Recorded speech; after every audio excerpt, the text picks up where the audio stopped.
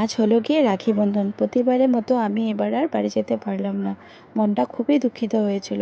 কিন্তু যখন এই ছোটদের রাখিগুলো দেখলাম তো মনটা খুশি খুশি হয়ে গেছে।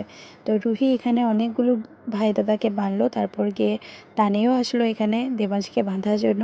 তো ওদের এই উৎপাতটা দেখে আমার মনটা খুবই খুশি লেগে গেছে।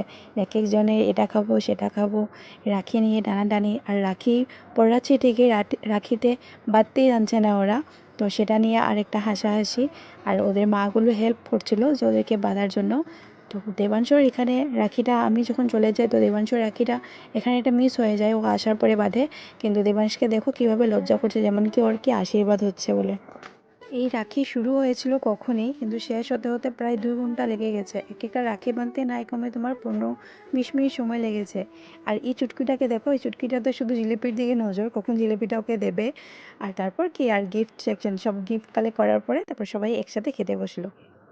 আগের বার রাখিতে বাড়িতে গিয়ে কত না ফুর্তি করেছি, কত না রিলস বানিয়েছিলাম, দাদাদের সাথে কত ফুর্তি করেছিলাম। এবার দাদাদের হাতেও খালি, যে এবার কেউ বাঁধলো না ওদেরকে। আর এখান থেকে আমি আর আমার বোনও যেতে পারিনি, দাদাদেরও সময় হয়নি যে বাড়িতে এসে আমাদের সাথে মানে রাখিটা নিয়ে যেতে পারবে।